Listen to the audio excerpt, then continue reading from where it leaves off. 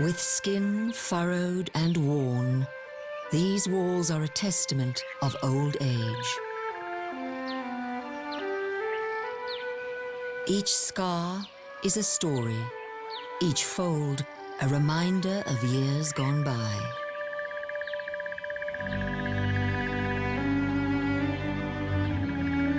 This is the heart of a legend, an 800-year-old baobab rooted in the untamed savanna of Zimbabwe. It belongs to a prehistoric species born of the earth before man stood tall and the continents divided. Providing food, water, and a sanctuary within its cave, the enormous baobab is one of the most iconic trees in Africa. None has more tales to tell than the tree with the hollow heart.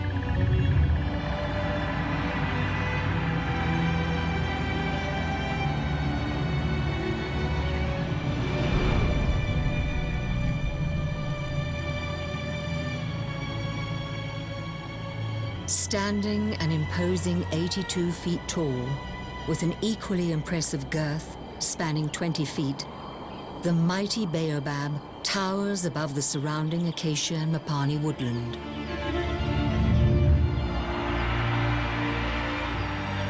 This is Malelangwe, a place of immense beauty. Life here gathers in great numbers on the plains that surround the baobab.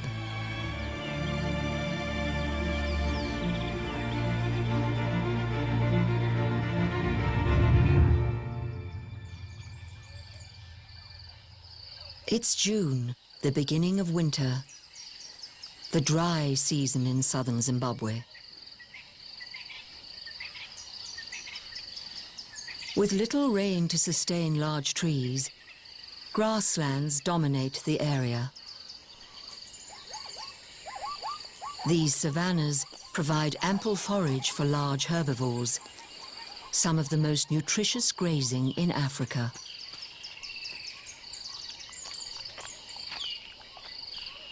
With grazers abundant, so are the predators.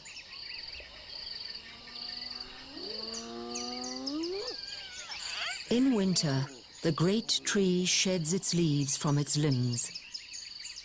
Its thick, finger-like branches grasp at the open sky. It resembles a gnarled, inverted root system. According to Bushman folklore, the baobab offended God, and in revenge, God planted the tree upside down, earning the baobab its nickname, the upside-down tree.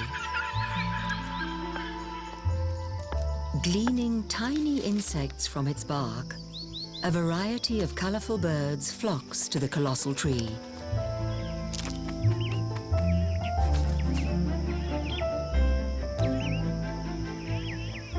Its jagged, notched skin is the perfect playground for young tree squirrels.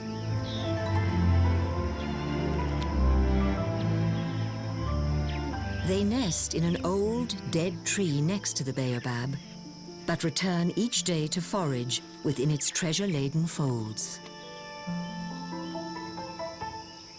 This is their territory, and they boldly defend their baobab against rival squirrels.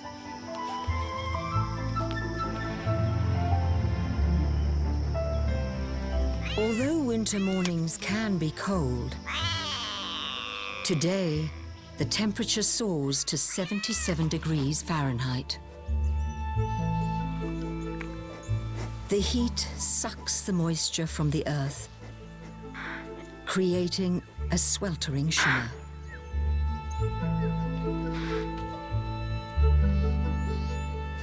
Soon water will be in short supply.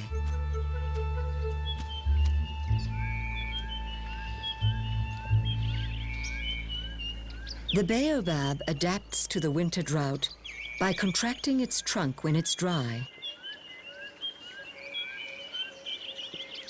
Its vast root system stretches out over 164 feet away, to quench its insatiable thirst. Water collected by these roots is stored within the tree's bulging trunk. Over the centuries, animals have realized the merit of this and have gouged out large chunks of its fibrous flesh to extract the sap. It's scarred and deformed. Fortunately, the baobab is one of the few trees that can regenerate its bark, and over time, its wounds heal. Elephants are responsible for most of the scars on the baobab's trunk. Many believe that this behavior is not due to appetite and is more related to social or sexual drives instead, a way to display their strength. But in the dry season, the large herbivores rely heavily on trees to survive when water is scarce. Tearing off the bark reveals a baobab's softer inner layers, which can contain 26,000 gallons of water even during a drought. It's also rich in linoleic acid. Elephants can only obtain this essential fatty acid from plants, which helps with pregnancy and fetal development. Over the past 10 to 12,000 years, roaming elephants have been tearing down acacia forests, turning them into barren scrubland and opening up space for savanna grasslands to flourish.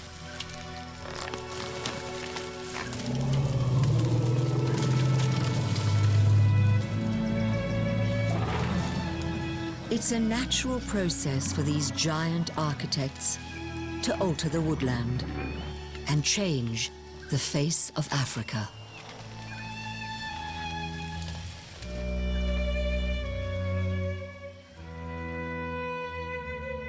This is the end result. Entire regions completely cleared of trees. But the elephants are not at fault. Today, their ancient migration routes have been cut off, and they are forced to retreat into smaller protected areas. When elephants could wander freely, woodlands had a chance to recover, and this was part of the natural cycle of things.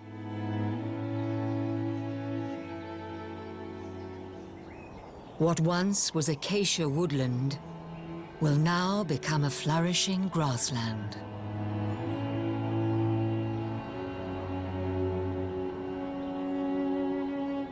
In some parts of Africa, even the baobabs fall and must be protected against these giants.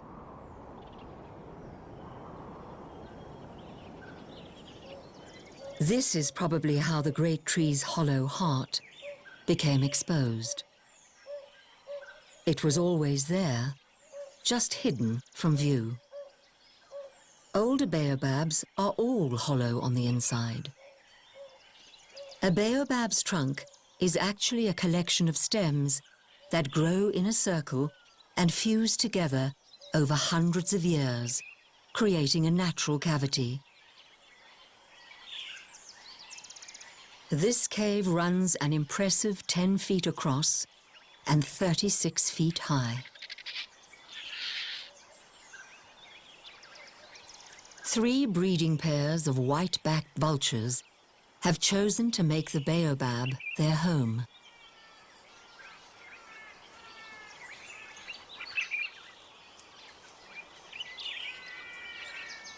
Large trees provide the perfect refuge for their nests.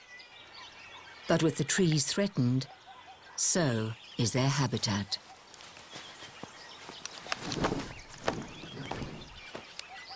These vultures rarely leave their established range and will remain faithful to its branches year-round. August is breeding season for the colony, and it's time to repair last season's nest.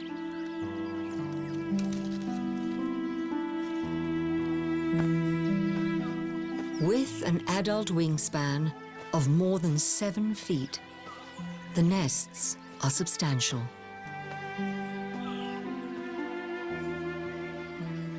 On one of the baobab's thickest branches, the birds build a sturdy platform of sticks lined with grass and green leaves. Their partnership is monogamous, and both parents incubate a single egg for almost 2 months. The tree provides a much-needed refuge for the chicks to hatch. For now, in their baobab fortress, they're safe.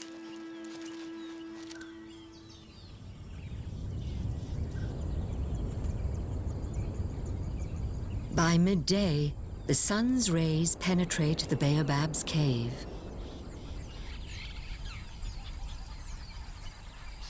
Here, a nest of a different kind is anchored to the cave's wall.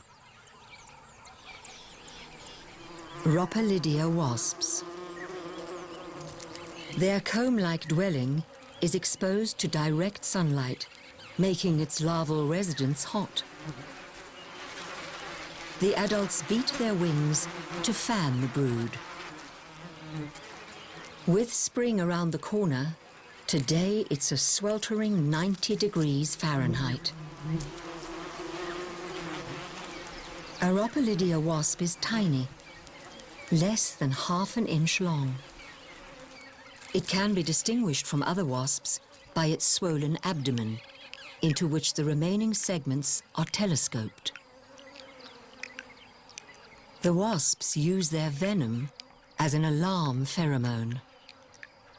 Pumping the abdomen spreads the venom into the air to warn the colony against intruders.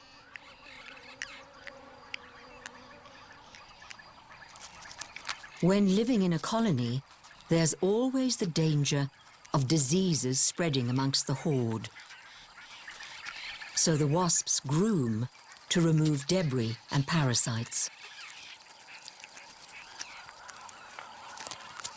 But it's not just to stay clean.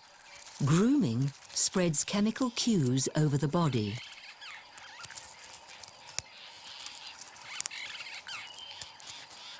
These secretions are a vital form of communication. The wasps inspect each other with their antennae, transferring information. So their language is a rather intimate affair. Spring yields little change in the land. It holds its breath until the first rain arrives. High in the baobab's crown, bulky communal nests appear, like great tufts of tangled hair. They belong to one of the animal kingdom's noisiest birds. A male red-billed buffalo weaver. His unnerving babble fills the September morning air.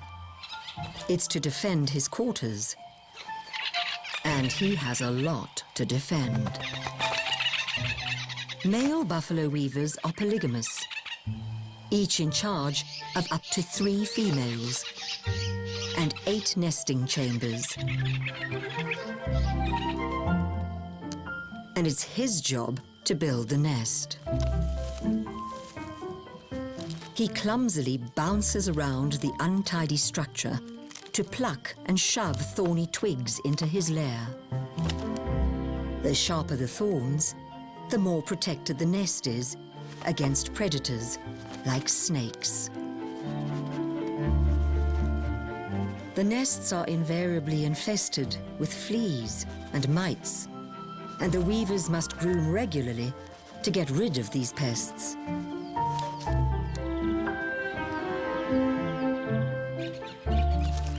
He's got a full-time job to keep his harem in check. He divides the ever-growing mass of sticks into several lodges, with multiple egg chambers for each female.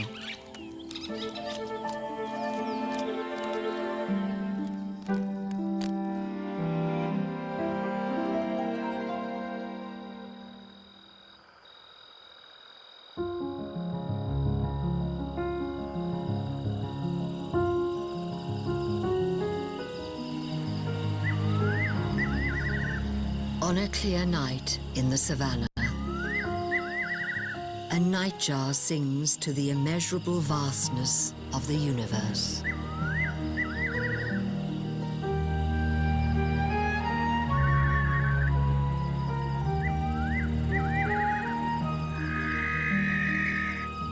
Hidden in the dark recesses of the baobab's cave, a pair of black eyes misses nothing. A barn owl searching for a tasty tidbit.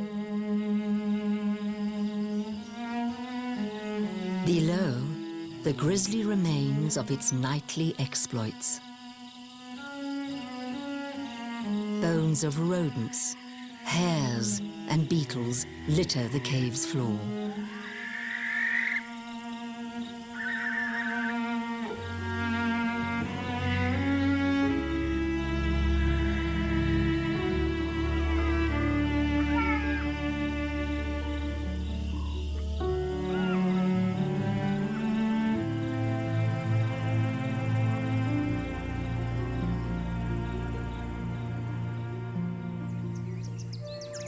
Dawn races like fire across the savannah. The hot temperature manifests change in the mighty baobab. Young leaves sprout from the tree's branches. The leaves branch out into 5 to 7 leaflets, resembling fingers. With the leaves, the baobab's first flowers appear. The new foliage softens its harsh lines and gnarled body.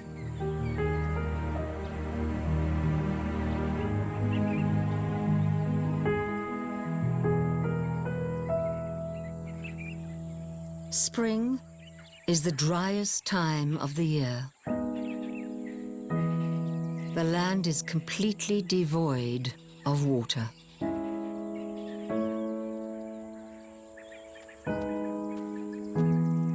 The savannah craves rain.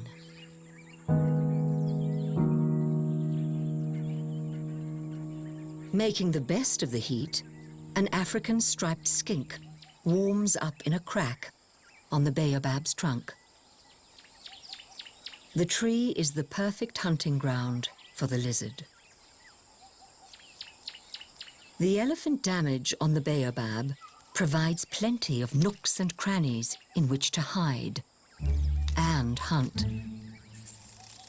As a frequent item on the menu of others, the skink has wide-set eyes on either side of its head, giving it a broad range of vision to watch out for predators. But as a hunter itself, it needs accurate depth perception, better achieved with the forward-facing binocular eyes of a predator. So it wiggles its head from side to side to determine how far away its next meal is.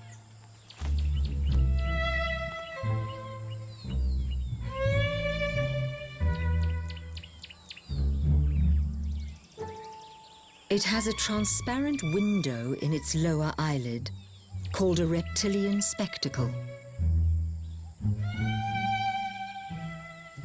This protects the skink's eyes against the elements, while allowing it to look out for predators, even when its eyes are closed.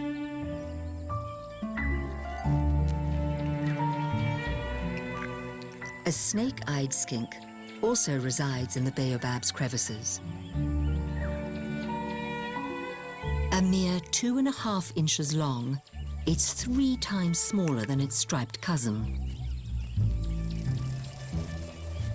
It slithers across the ground, much as a snake would, joining the ticks and beetles also foraging in the mulch on the cave's floor.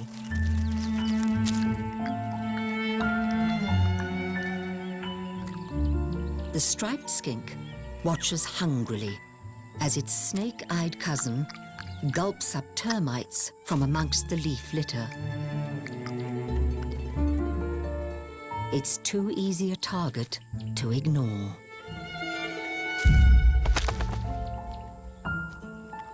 While the snake-eyed's tail still twitches, the striped skink swallows the rest of its body whole.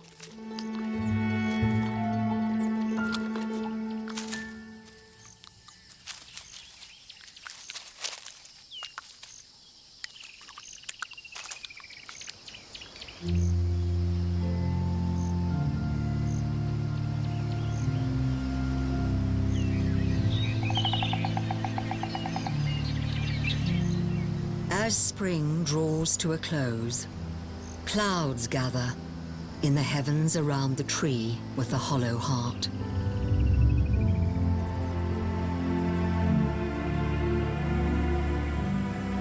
The moisture in the air makes for hot, humid October days in the savannah.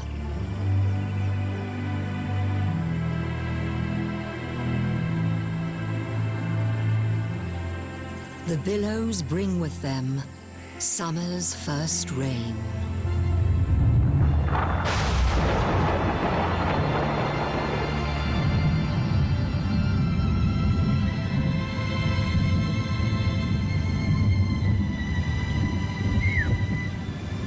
Life embraces the gloom.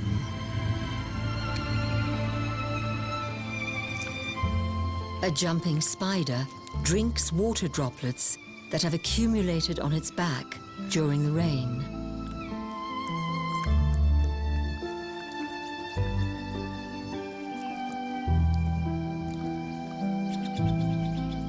The weather makes the squirrels lazy. They've been evicted from their den in the dead tree close to the baobab by a family of lesser bush babies. These primates live close to the baobab so they can drink nectar from the tree's flowers.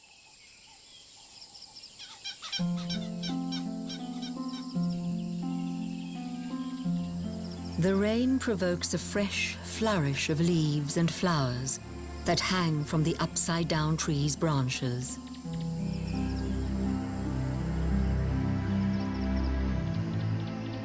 The baobab has finally shed its stark winter persona. Large round buds covered with soft velvety hairs decorate the tree.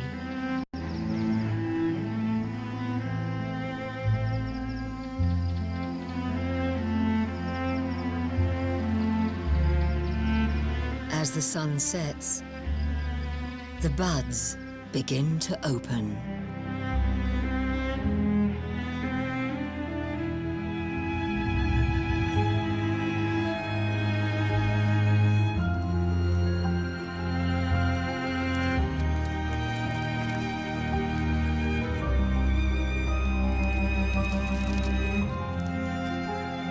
Each flower blooms for just one night, then withers and dies the next day. Although it's believed that bats pollinate the baobab's blossoms at night, in southern Africa, there's no record of this.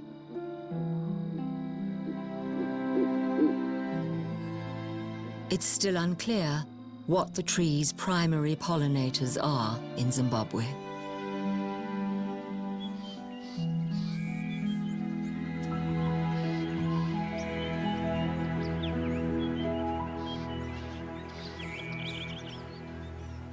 In the morning, insects are seduced by the flower's sickly sweet scent.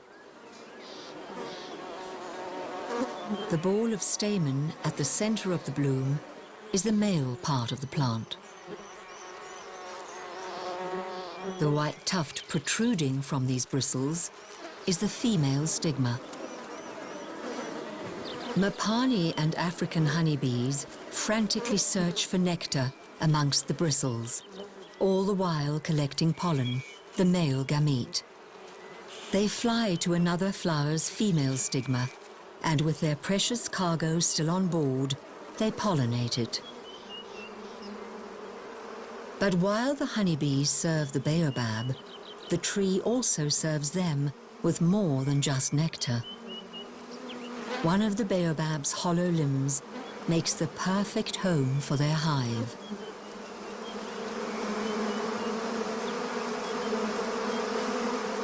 A good-sized colony like this one can contain up to 50,000 bees.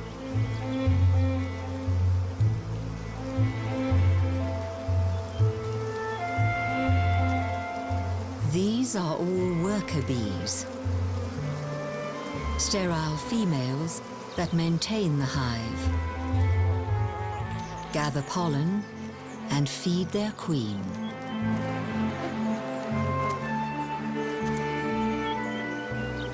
The bees require a large diversity of pollen and nectar from different plants to stay healthy. Workers carry the pollen back to the hive in pollen baskets on their legs, while transporting nectar in a second stomach. The bees then chew the pollen for about half an hour before placing it in the hexagonal cells, where it will turn into honey.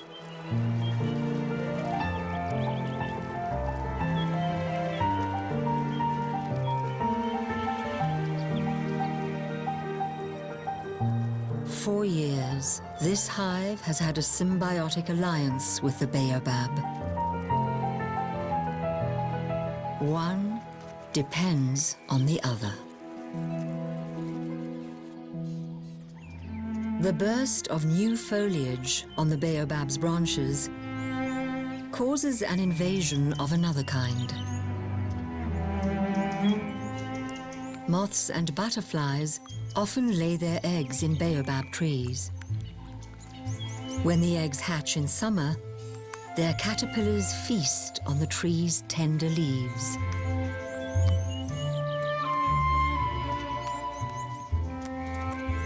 The larvae, in turn, lure insect-eating birds to the baobab. Red-headed weavers bounce around the tree's branches in search of fat grubs.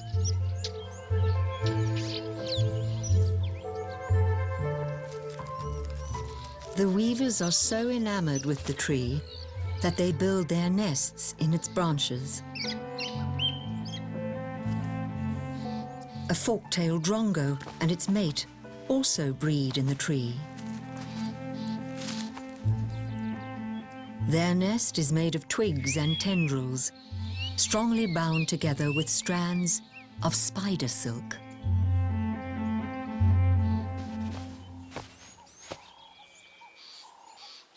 Inside the baobab's hollow heart, the Rhopalidia wasp colony is expanding. Their larvae have hatched, and female workers diligently nurse the brood. These worker wasps hunt the caterpillars on the baobab's branches and bring their quarry back to the nest. They devour the caterpillars, then regurgitate and feed them to the larvae.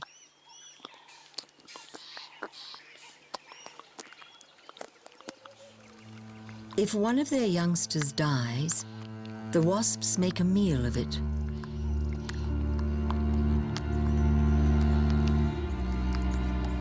Larval cannibalism isn't unusual in social wasps and is the result of reproductive competition in the nest. This happens when there's more than one egg-laying queen in the colony.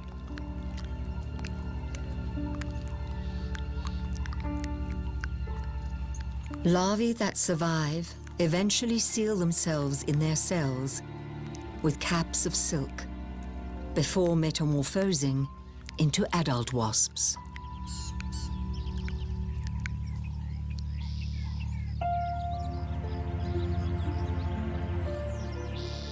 At the end of November, the last of the baobab's flowers cling to the tree. The brown petals, now shriveled and dry, emit a strong, rotting odor.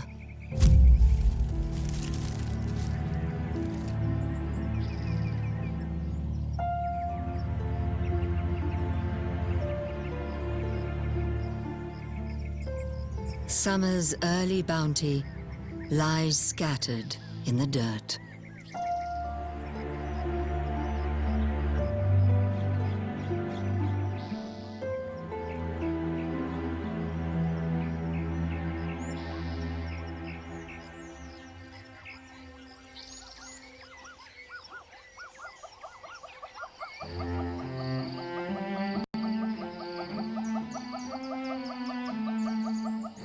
Three months later, the savannah has transformed into a lavish Eden.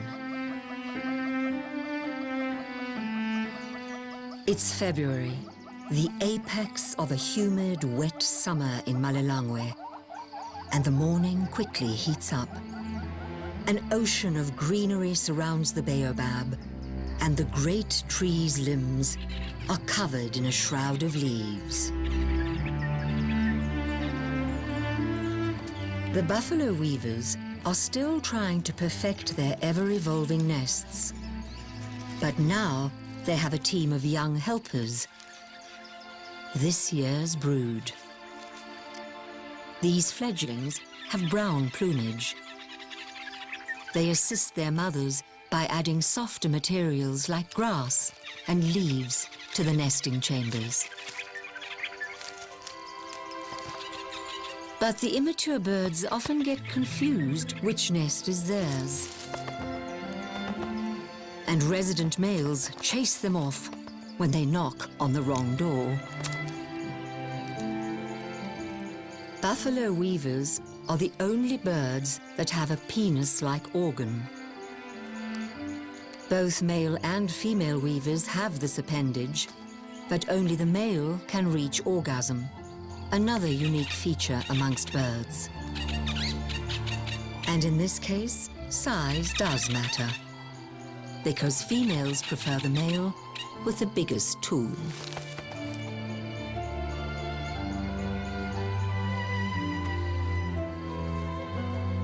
There's an explosion of life in Malelangwe.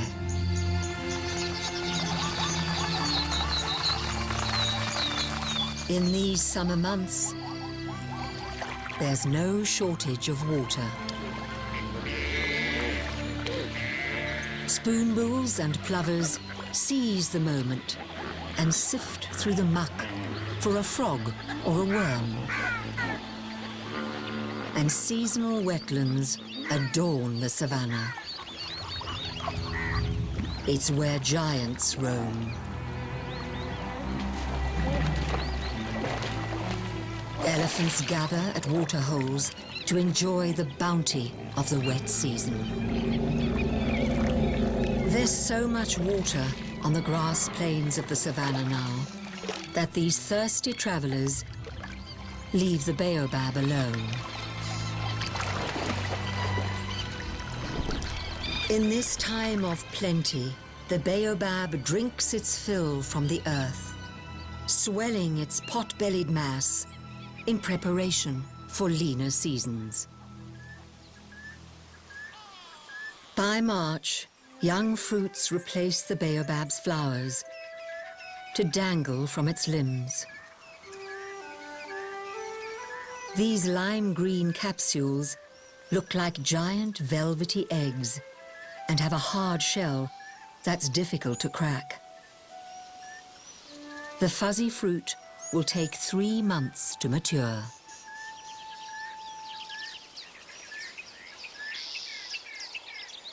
With the elephant's thirst quenched, the baobab's scars now have time to heal. But the tree's fresh wounds attract smaller scavengers.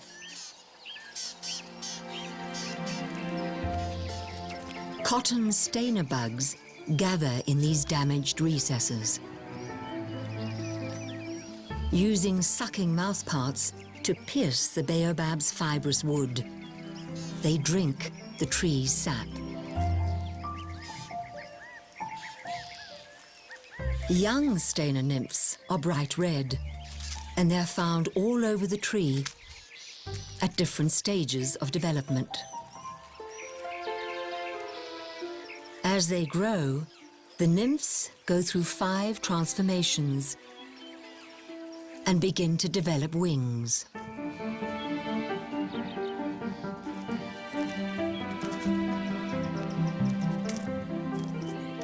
Their pattern slowly evolves and their vibrant color fades.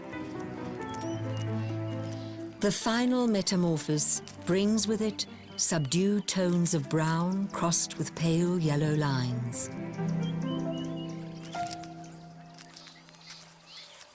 Where cotton stainers live, one's sure to find their greatest adversary, the cotton stainer assassin bug. It's no coincidence they look similar. This adult assassin bug feeds exclusively on cotton stainers and mimics its prey's coloration. It slowly approaches its target, which mistakes it for a large compatriot. Using its sharp beak-like mouthpart, this young assassin injects its prey with saliva. The deadly liquid contains enzymes which paralyze the victim and liquefy its tissues from within.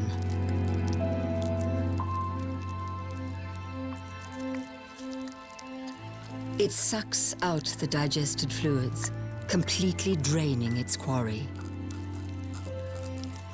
Only a desiccated skeleton remains.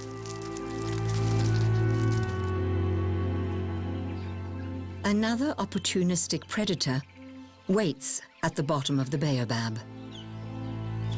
A guttural toad will eat just about anything that scurries past.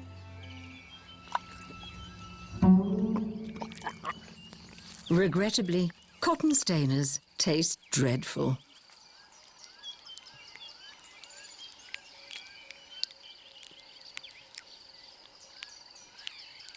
In the brush underneath the baobab's branches, an orb weaver gracefully scales her web. As her name suggests, the golden orb web spider's silk is yellow.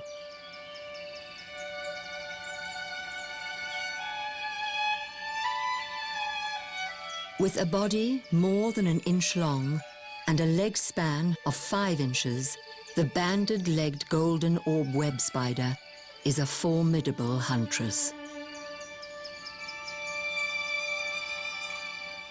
In sunlight, the golden threads lure bees into her trap.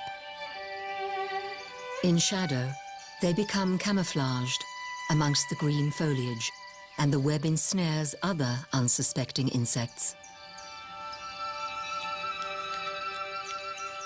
Their remains are strung up on her web. Small, crude packages tied up with yellow string. Her silk is incredibly strong. It's so durable that she can snare small birds, like this blue waxbill in her web.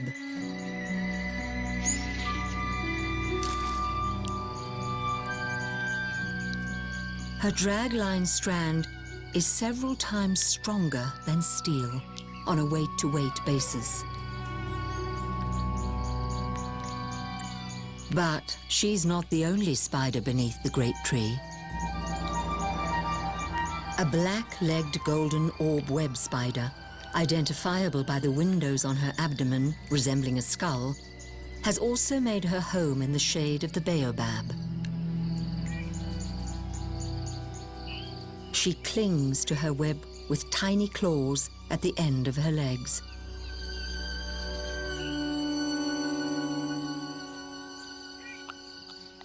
By gently pulling each leg through her mouth, she scrapes off bits of silk and debris so she won't become entangled in her own trap.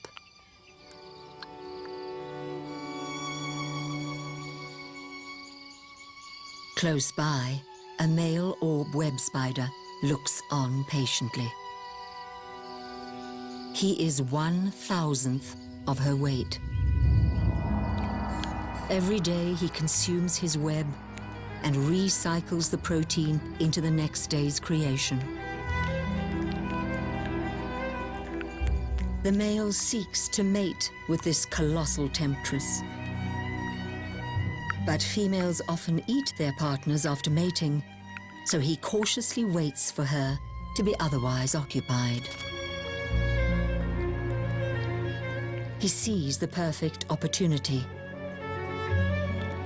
While she's feeding, he makes his move.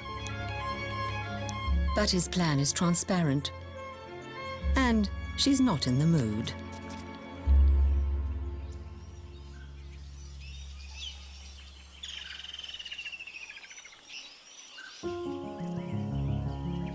By April, the baobab's canopy is a fiery altar of oranges and yellows.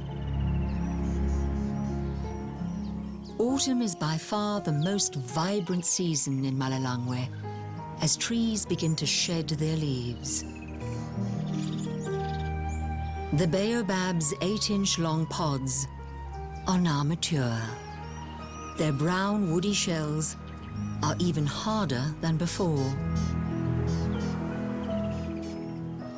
Some of these fruits fall to the ground and crack open, revealing their hidden riches.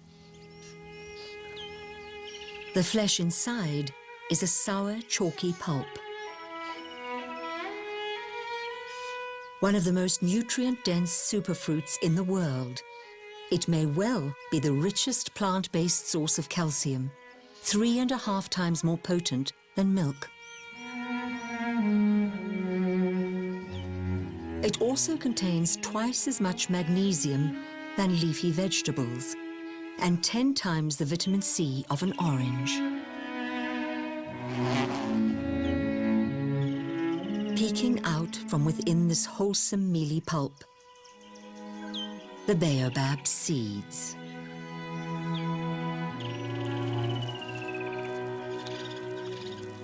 Fighting for a spot to suck out their sap, the cotton stainer bugs can't get enough of these seeds. During this gluttonous battle, the bugs spoil the seeds and seal the fate of the baobab saplings. The fallen fruit has an unexpected visitor, a jumping spider. These spiders round off their insect diet with plant products like pollen, nectar, and grains of baobab fruit. When it comes to the elephants, fruit goes in one end, woody skin and all, and the seeds come out the other, complete with their own handy pile of nutrient-rich fertilizer. Ants and termites devour that which is not eaten by the larger animals. Hollowed-out pods are perfect nesting sites for the termites. And the ants prey on their young.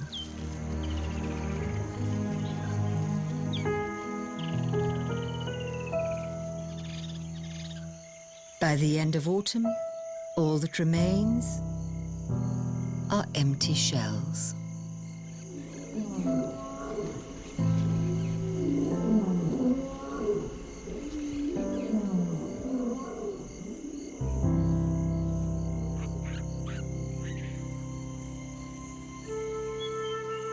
For 800 years, this enormous baobab has stood the test of time, harboring those that would seek shelter amongst its branches and feeding others that wander through.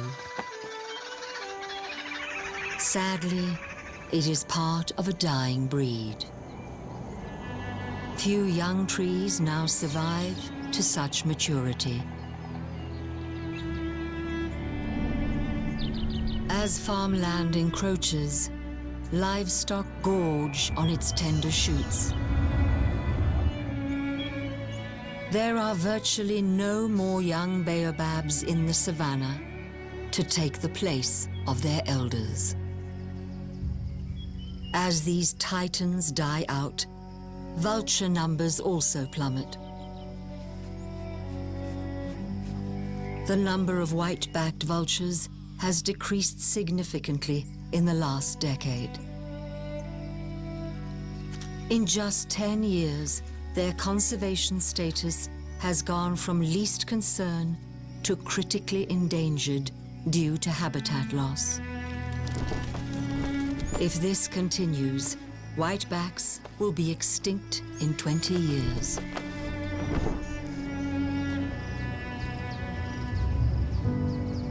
The mammoth baobab plays an important role for the future of these incredible birds and for all of Malelangwe.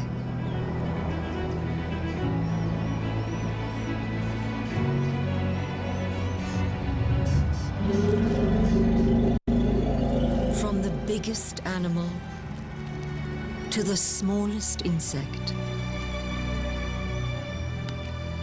the mighty baobab bewitches all.